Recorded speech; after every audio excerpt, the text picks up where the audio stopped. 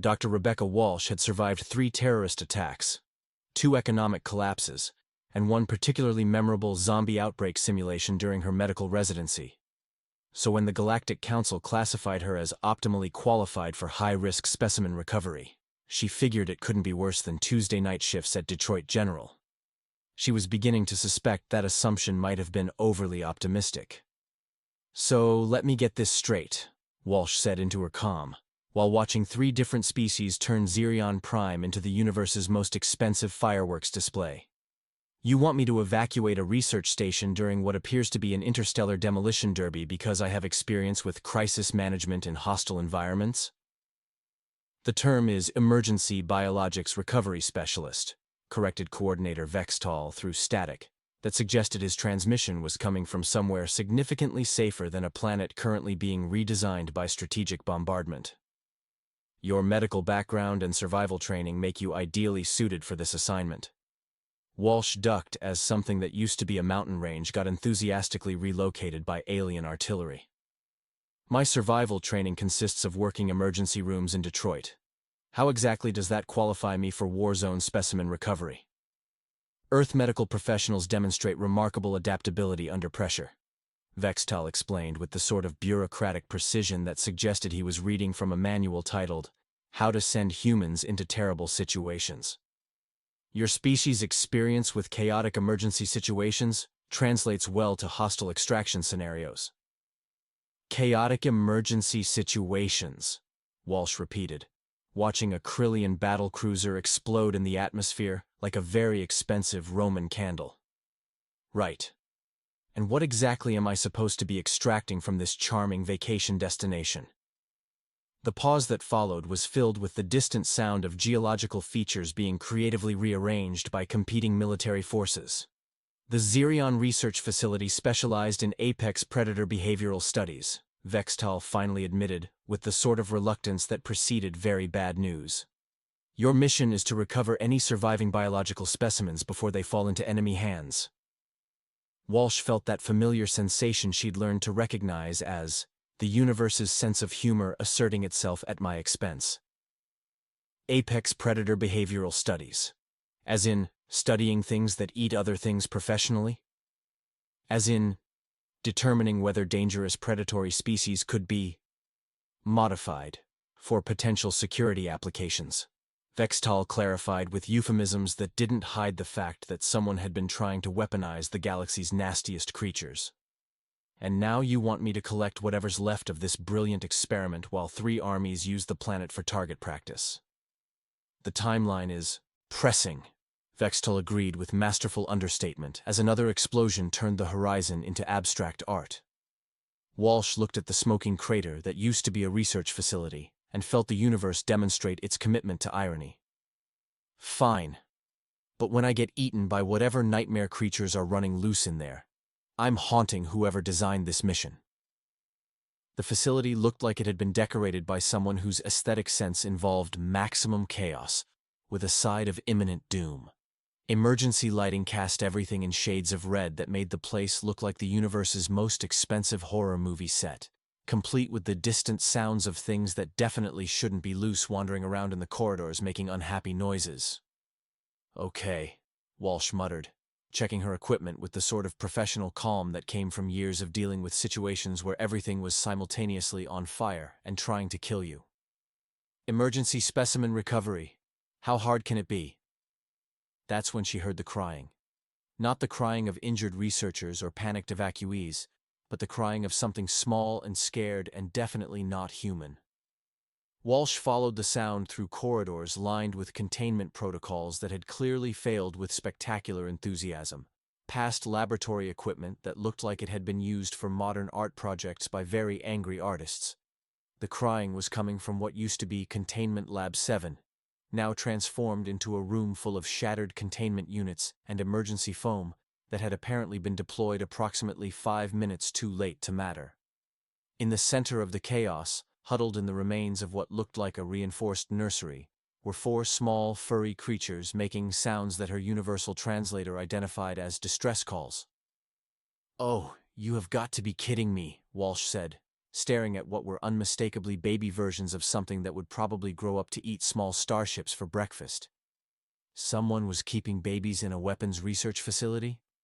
The cubs looked up at her with eyes that managed to be both adorable and promising of future carnage on an industrial scale. They were roughly the size of Earth house cats, covered in soft fur that would probably become armored scales, and making the sort of pitiful noises that every mammalian species seemed to have evolved to find irresistible. The behavioral modification protocols, Walsh realized with growing horror as she read the scattered research data. They weren't trying to train adult predators. They were trying to raise them from birth without their parents. The ground shook as something large and explosive impacted nearby, and the cubs immediately tried to huddle closer together while making even more distressing sounds. Walsh felt her professional objectivity wage a brief war with what was apparently several million years of mammalian evolution telling her to protect small crying things.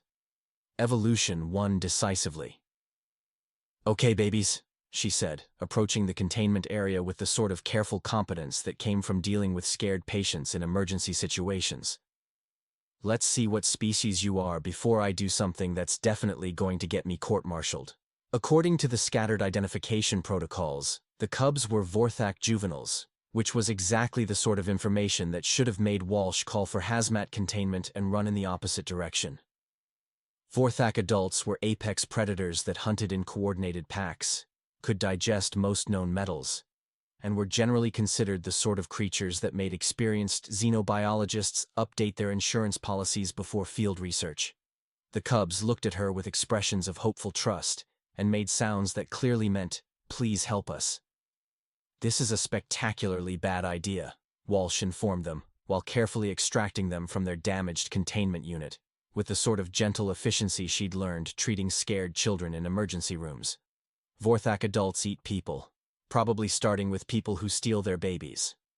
The cubs responded by making contented purring sounds and attempting to cuddle against her environmental suit.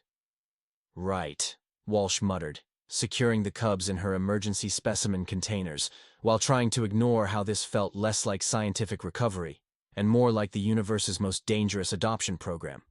"Let's get you somewhere safe before something decides to use this place for advanced demolition practice." That's when the facility's emergency systems activated with an announcement that suggested her day had just transitioned from terrible to cosmically unfair with a side of imminent death.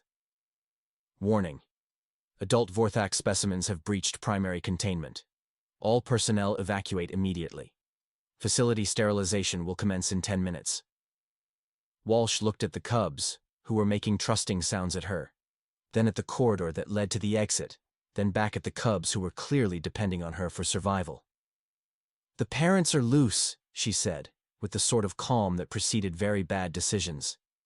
"The parents are loose. The facility is about to be sterilized, and I'm carrying their babies." The cubs made happy sounds that suggested they had complete confidence in her ability to handle the situation. "This is going to be interesting," Walsh muttered, and started running toward the exit while carrying 4 baby apex predators, and trying not to think about what their parents were going to do when they discovered their cubs were missing. Behind her, something howled with the sort of rage that suggested it had just discovered its children were gone and was prepared to hold the entire universe personally responsible. The extraction point was supposed to be a simple pickup zone where Walsh could hand over any recovered specimens and catch a ride back to civilized space. Instead, it had become an impromptu demonstration of why separating baby predators from their parents was the sort of idea that got expensive military equipment turned into abstract sculpture. "Dr. Walsh," crackled the voice of Captain Morrison through her comm, with the sort of strained calm that suggested his day had also taken a dramatic turn toward chaos. "We have what our tactical assessment team diplomatically terms a developing situation at the extraction point." Walsh looked down at the 4 cubs who were making contented sounds in her specimen carriers, while their parents systematically demonstrated why the Galactic military considered Vorthak adults a strategic threat. "Let me guess.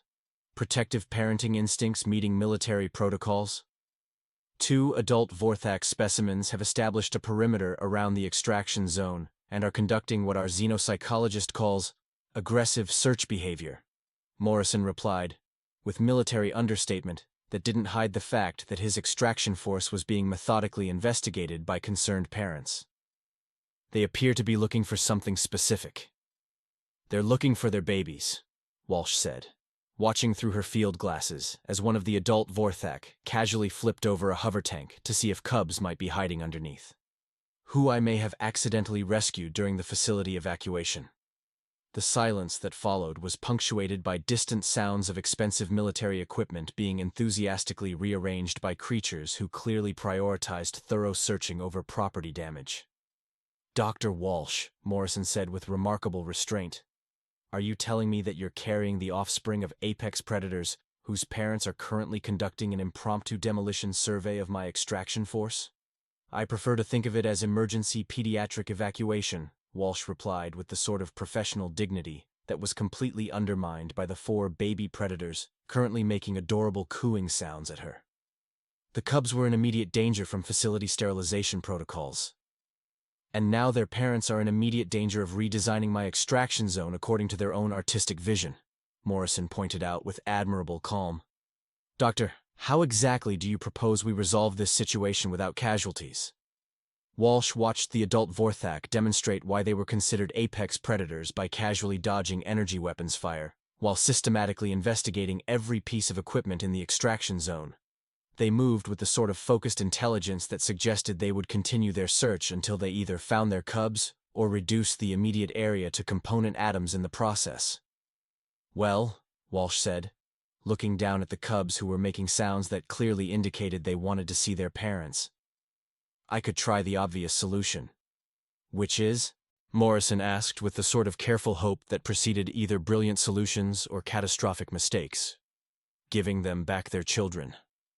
"Absolutely not," interrupted a new voice that Walsh's comm identified as Admiral Kexthrin of the Galactic Security Force. "Those specimens represent significant research assets. Returning them to uncontrolled adult Vorthak would constitute a breach of operational security protocols." Walsh felt her professional patience begin its familiar dance with her growing realization that military logic sometimes achieved results that civilian common sense would consider insane. "Research assets," she repeated with dangerous calm. "They're babies. They're juvenile specimens of apex predatory species that were undergoing behavioral modification for potential military applications," Kexthrin corrected, with the sort of bureaucratic precision that treated baby animals like strategic weapons. "The research investment alone represents more value than this entire evacuation operation." "The research investment," Walsh said slowly, watching one of the adult Vorthak demonstrate problem-solving abilities by methodically dismantling a defensive barrier to investigate what might be hidden inside, "was in separating babies from their parents to turn them into weapons. Standard domestication protocols require elimination of wild behavioral patterns," Kexthrin explained, as if this was perfectly reasonable. "Adult influence interferes with conditioning optimization." Walsh looked at the cubs, who had started making distressed sounds that were probably them calling for their parents. Then at the extraction zone, where said parents were demonstrating why family separation might not be the most strategically sound approach to predator management. "Admiral," she said with the sort of dangerous politeness that made experienced bureaucrats nervous, "those wild behavioral patterns you're trying to eliminate are called family bonds. Family bonds represent unpredictable variables in military conditioning programs," Kexthrin replied, with military logic that somehow managed to make emotional attachment sound like a design flaw. "And those unpredictable variables," Walsh continued while watching the parents systematically dismantle military equipment in their search, "are exactly why you currently have 2 apex predators treating your extraction force like a particularly challenging puzzle. All the more reason to maintain secure distance from uncontrolled specimens," Kexthrin insisted with the sort of military thinking that had probably caused this situation in the first place.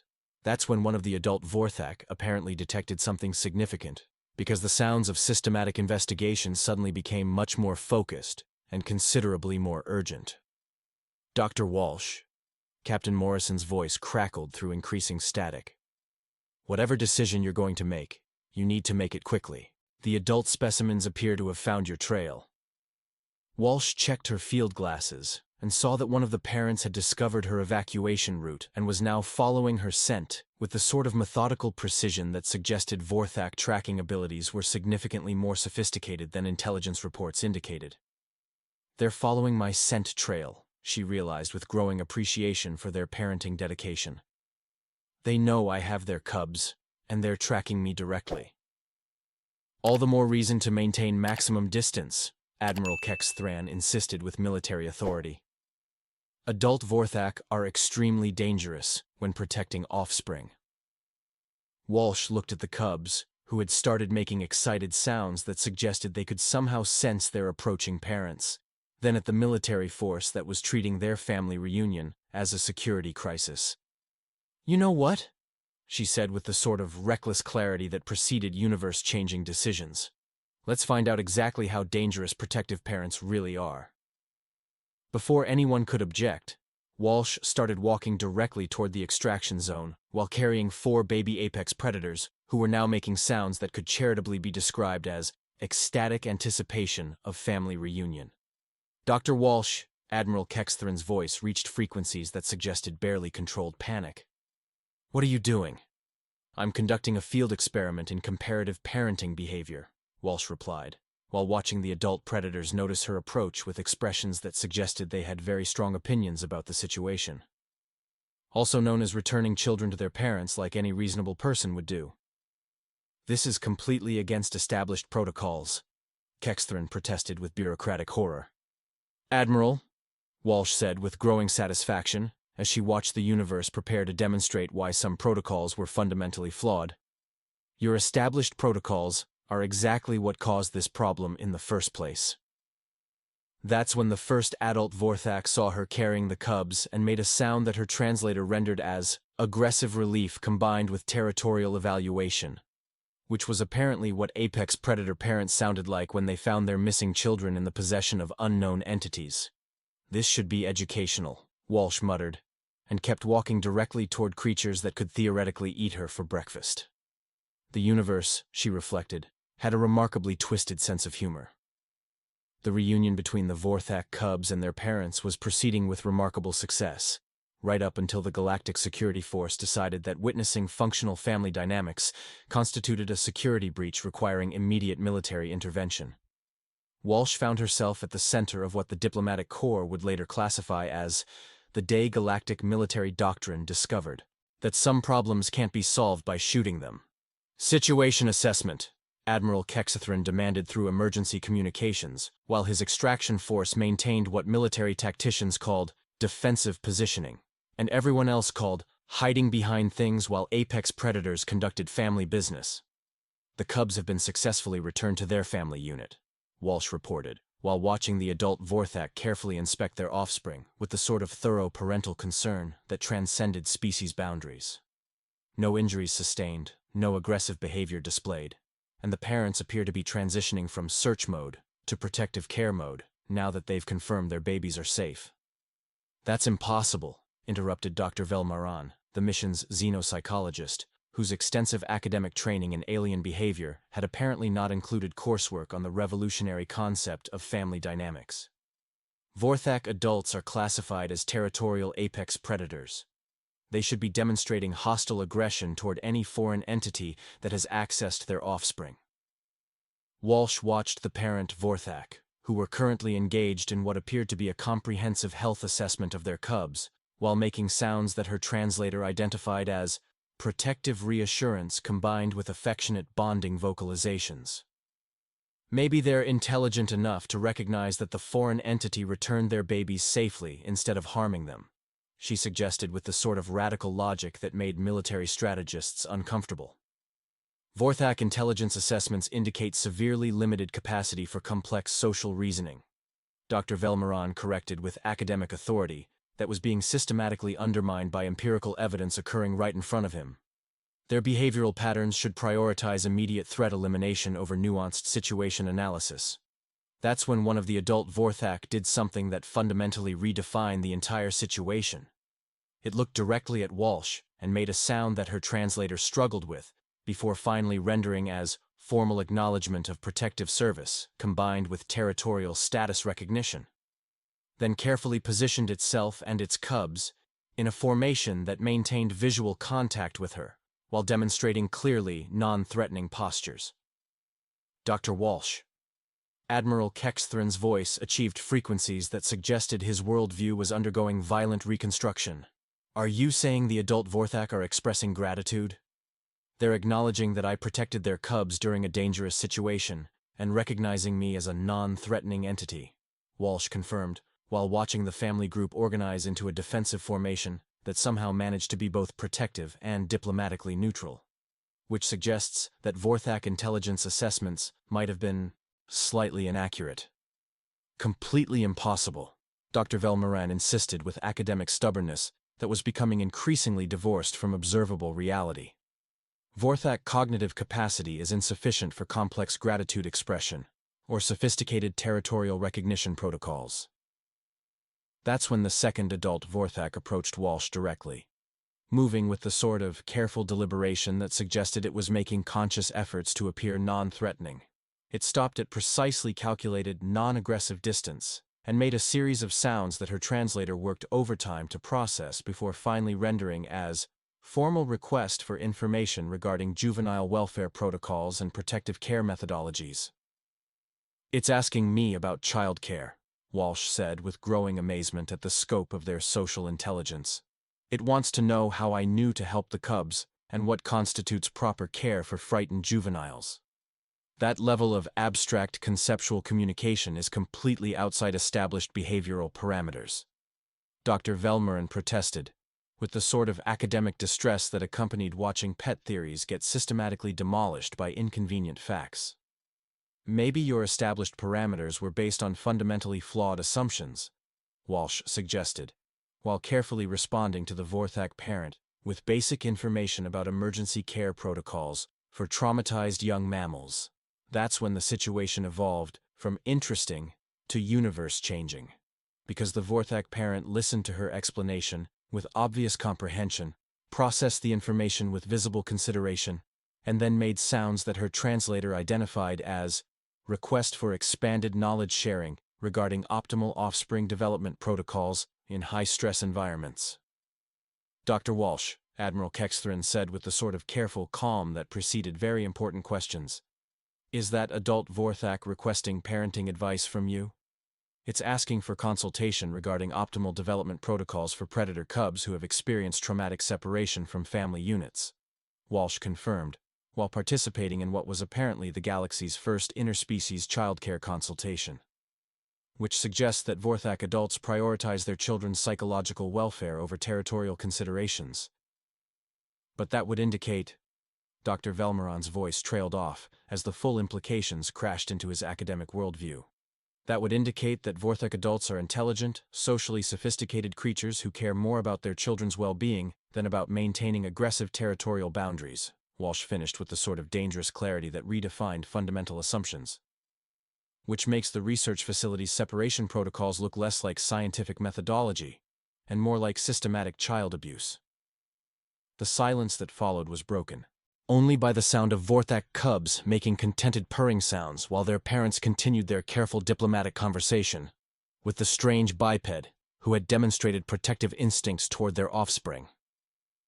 Furthermore, Walsh continued with growing realization of what she was witnessing, it suggests that every previous military assessment of Vorthak behavior was based on observing parents whose children had been systematically kidnapped by government research programs.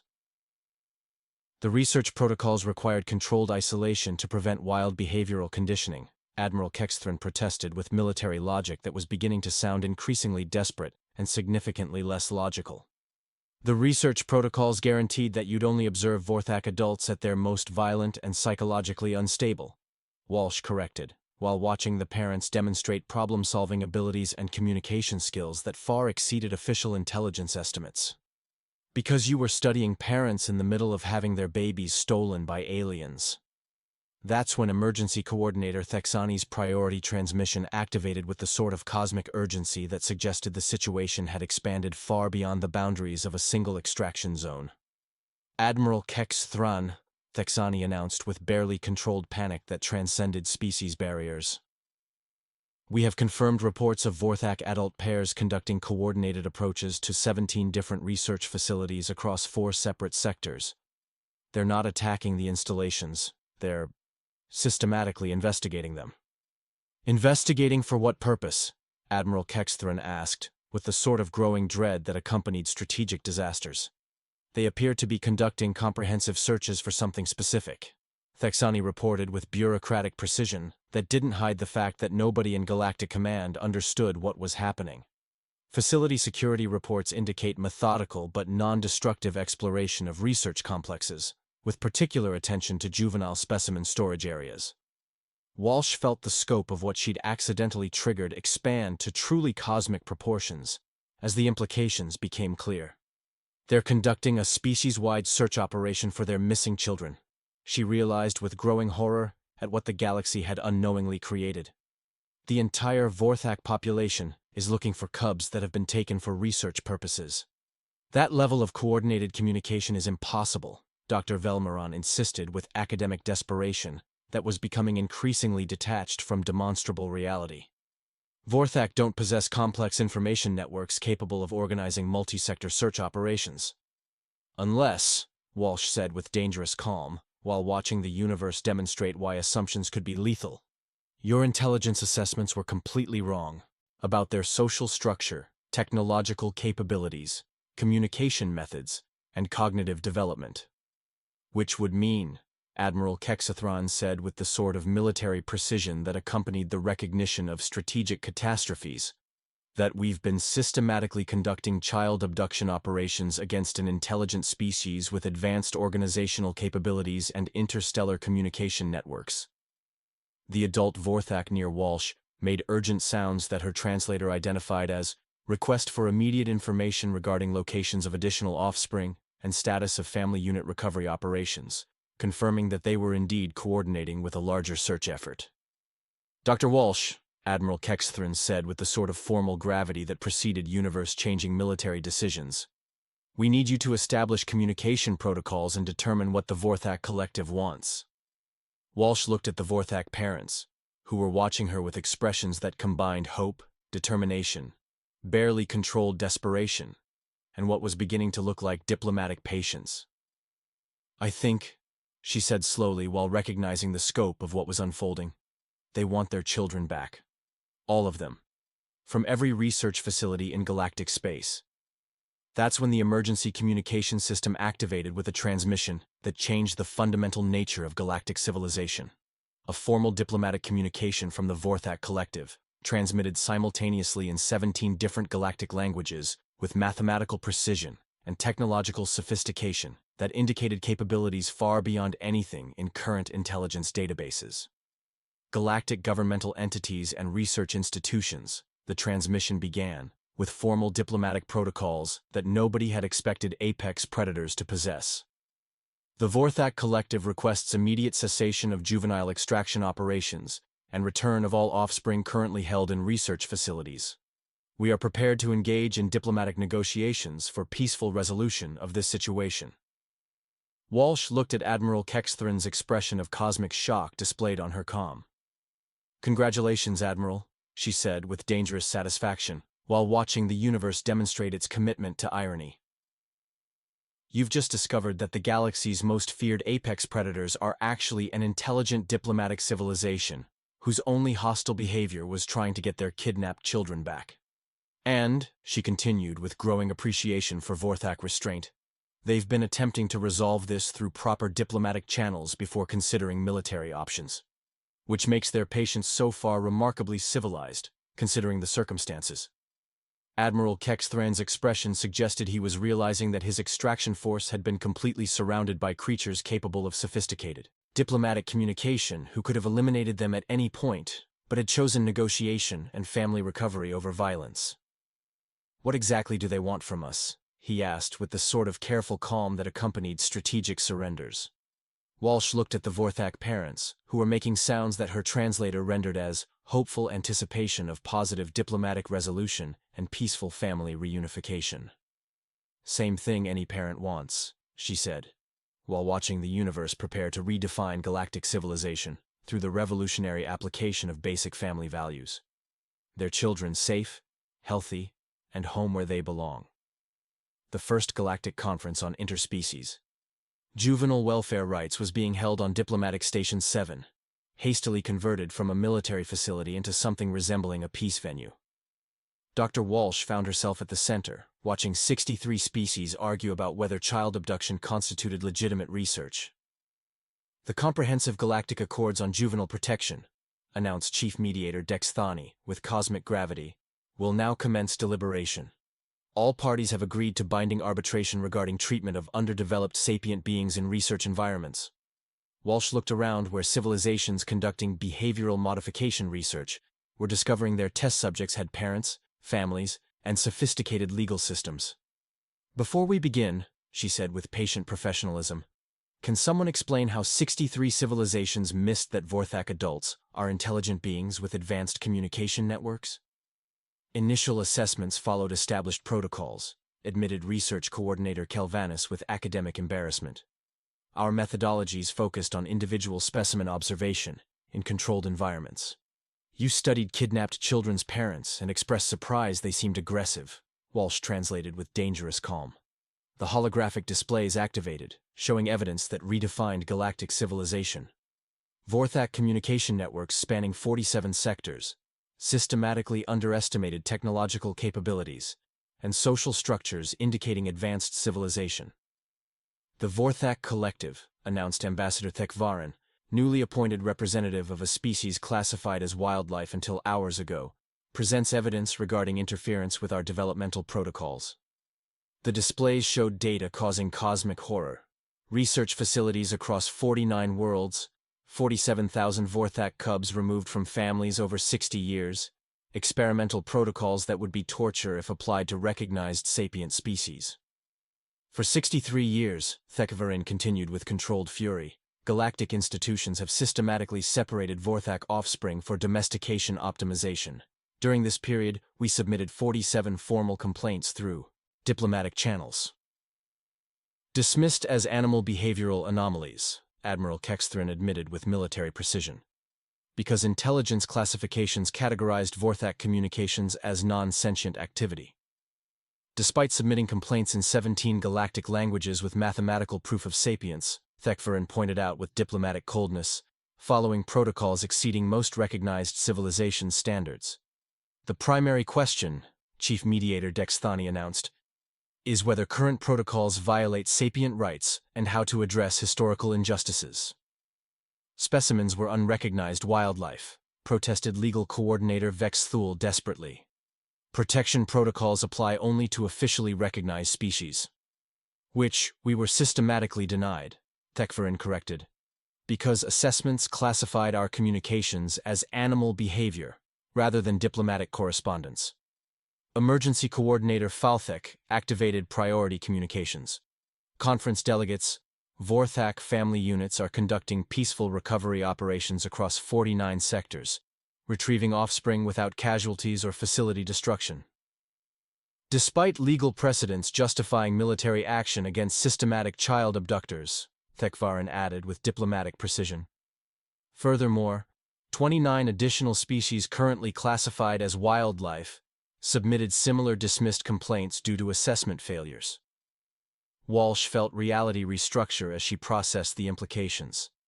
29 other intelligent civilizations having children systematically abducted because assessment protocols can't distinguish wildlife from sapient beings attempting diplomatic communication, she said slowly. "Correct," Thekvarin confirmed. "We request conference expansion, including all affected species and comprehensive assessment methodology review." The Vorthak Collective proposes universal juvenile protection protocols under joint species supervision, mandatory assessment standards recognizing diversity, and immediate cessation of separation-based research.